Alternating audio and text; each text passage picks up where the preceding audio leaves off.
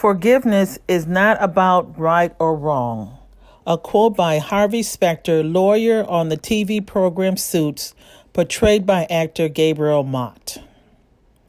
Welcome back. My name is Dr. Diane Craig, and this is Too Soon to Stop, which is an empowerment group for people who want to reinvent themselves at any age. I am 64 years old and have been a physician for over 37 years. 30 of those years have been spent in the emergency department. My goal is to use my years of experience to help people like myself who are not ready to stop but want to move on to something else that can be found equally as challenging and fulfilling, while inspiring others to pursue their dreams at the same time. Also, this is for young people who want to learn from mature individuals who have been there and done that. This week, I want to focus on forgiveness. According to the dictionary, forgiveness means to stop feeling resentful toward someone or something for an offense, flaw, or mistake.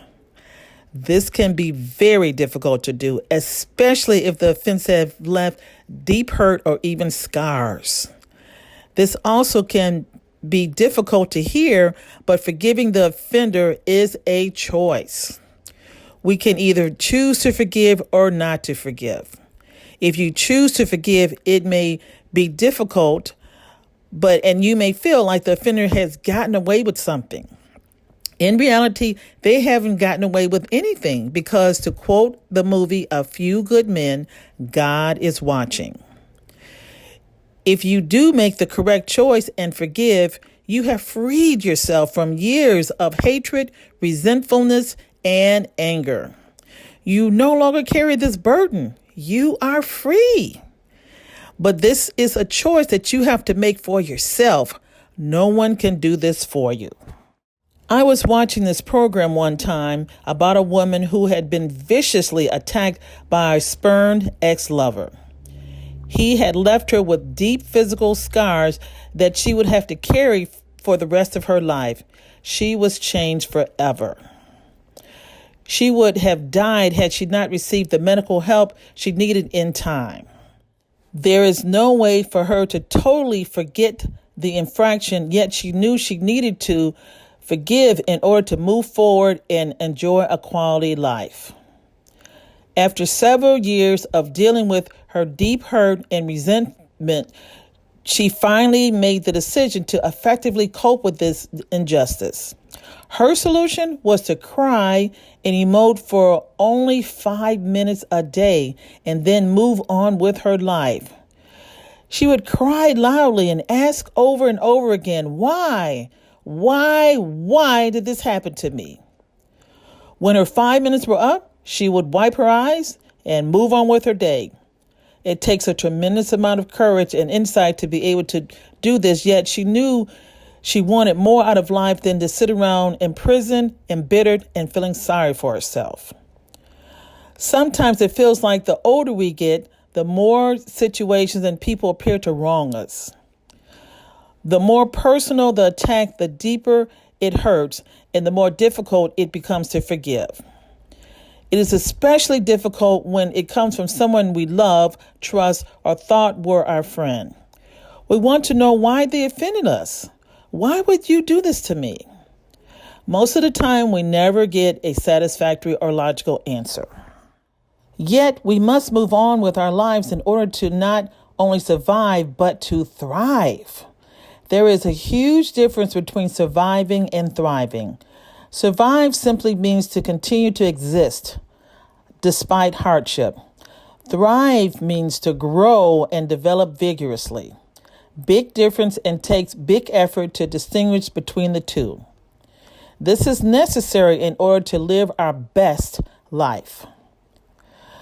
Going after the individual for revenge is an option we may choose in order to feel vindicated and not to feel like a doormat. However, ultimately, if we want to be successful and fulfilled, we must move on. If we stay stuck in revenge mode, it can disable or even cripple our progress. If we want to continue to grow and flourish and to change, we have to move forward. Surely, we can come up with many justifications to hold on to our resentment. We can justify this, but it only leaves us locked up in an emotional prison. Forgiveness is the only key that will free us to push the door open and walk out. Life is short. Wasting time on revenge will only take away from our journey to help ourselves and others. Keep your eyes on the prize. The world is waiting for your success so you can help make it a better place for all of us. One of the many things I had to endure becoming a physician as a Black female in the late 70s and early 80s was racism and sexism. There was a class at my medical school where it was necessary for everyone to take and pass in order to graduate. This gave that department a lot of power, of course. They were also known for racism and not passing minorities like myself on the first try. I was actually told by people in administration that I would need to repeat the class before I would pass it and better prepare myself for this. I couldn't help but think how many of my white male colleagues were being told this. None, I guess, and it is highly likely that I was right. So when it came time for me to take the class true to form, I was not passed on my first try. The reason I was given in my evaluation was that I was incompetent and should consider becoming something else. By this time, I was in my third year of medical school and had successfully completed high school, 4 years of pre-med college, and my first 2 years of medical school. Furthermore, I had been accepted to more than one medical school on my first try. This does not happen to every applicant due to the fierce competition for the few coveted medical school positions available in this country.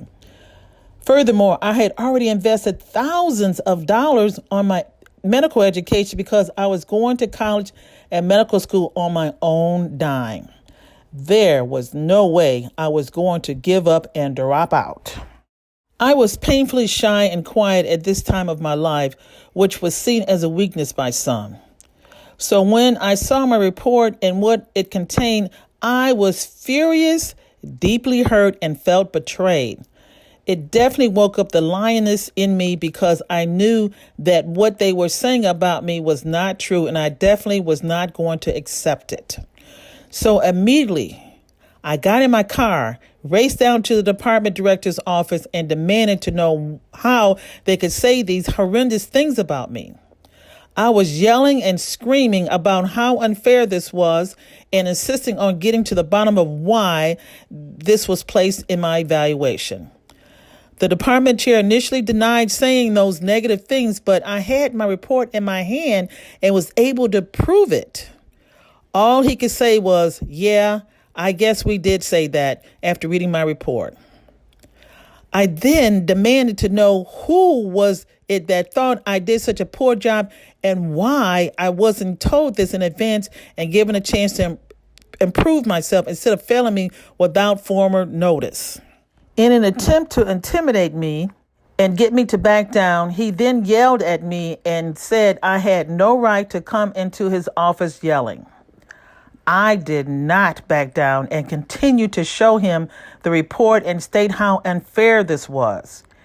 He then told me that it was one of the nursing supervisors, let's call her Sally, that was behind the critique.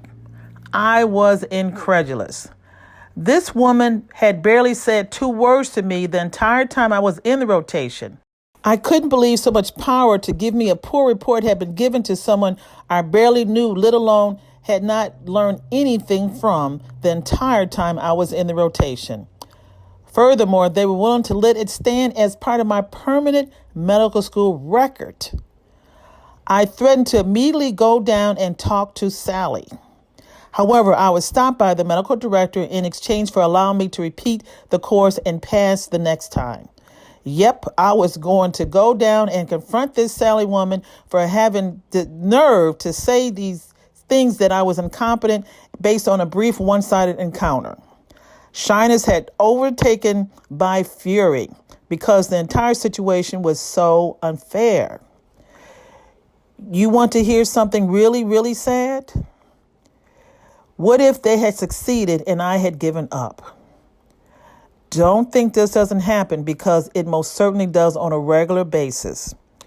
We as a society lose out on the gifts of many talented individuals who were discouraged and decided to simply give up.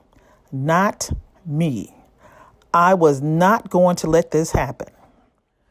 I am happy to say that this fury is still inside me to this day. I use it for good, however, to fight for my patients. Being a patient advocate is what makes me try my best to throw all my education and 30 plus years of experience behind helping my patients. I do have my limitations. The biggest one is having to move quickly through a large volume of patients. I do not have the time to sit and talk the way I would like to. However, I make every effort to address my patients' concerns under the practice of emergency medicine. The emergency room is there to address life-threatening conditions. Some people are disappointed when we cannot deal with their chronic, non-life-threatening conditions during their visit, but this is simply not possible due to the high volume and severity of illnesses encountered daily in the emergency department. Now, it was tremendously embarrassing for me to have to repeat this class in front of my classmates. One classmate specifically, let's call him Mike, was particularly heinous in his attacks against me. He would say things like, "I knew you couldn't make it," and "I knew you didn't belong here." The irony is that I barely knew him because of the large class size and had very little to say to him during our 3 years at the time. He would make it a point to let anyone who was in earshot to know that I was repeating this course day after day. All I could do was sit there and take it at the time because I wanted to draw as little attention to myself as possible. Any retaliation could have sparked potential dismissal from the school, and I was not going to let that happen. I wound up passing that course with a B the next time. I made it a point not to allow my shyness stand in the way of speaking up and making my presence known. I never had anything else to say to Mike. I did forgive him, however, because I knew I needed to in order to move on. I also knew he could not be trusted. Today, Mike is a small speck in the rear view mirror of my life. He clearly was not my friend. When Mike found out that I had passed the class and was going to graduate on time, all he could do was stare at me in disbelief. He knew he had wronged me. Never received an apology. Forgiveness was granted, however, because I knew I was not going to give him the power to stop me in my pursuit to become a doctor. I came into the situation knowing that I was going to be challenged and might not pass the first time by a certain department at the medical school because of racism and sexism. I was not expecting to be ridiculed by a classmate I barely knew.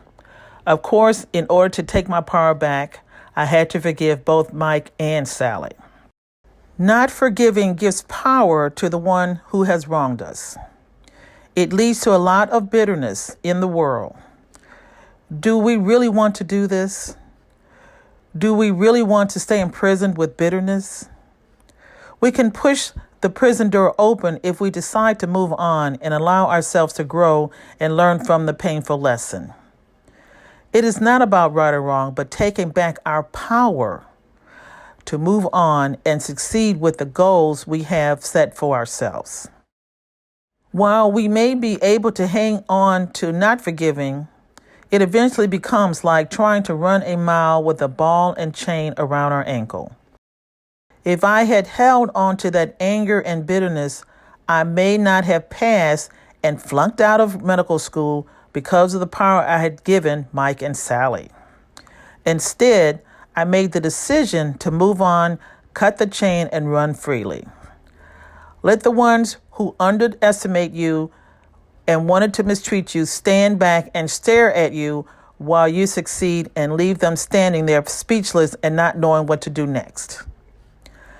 One thing's for sure, it will force them to look at their own inadequacies, which is why they are doing and saying these hurtful things in the first place. There is nothing that Mike can do to me. Actually, now I think about it, I actually got my MD before him because we were given our diploma in alphabetical order and my name was before his in the alphabet. As part of the graduation ceremony tradition, when we receive our diplomas, we sign our names with MD behind it for the first time in front of our family and friends. The department of the medical school knew they had no choice but to pass me as they were now being closely watched by others in administration. Even though I did not set out to be a hero, I believe this event brought attention to the department's discriminatory practices, and hopefully it helped other minority students that followed after me. Furthermore, I made it through my third year of medical school.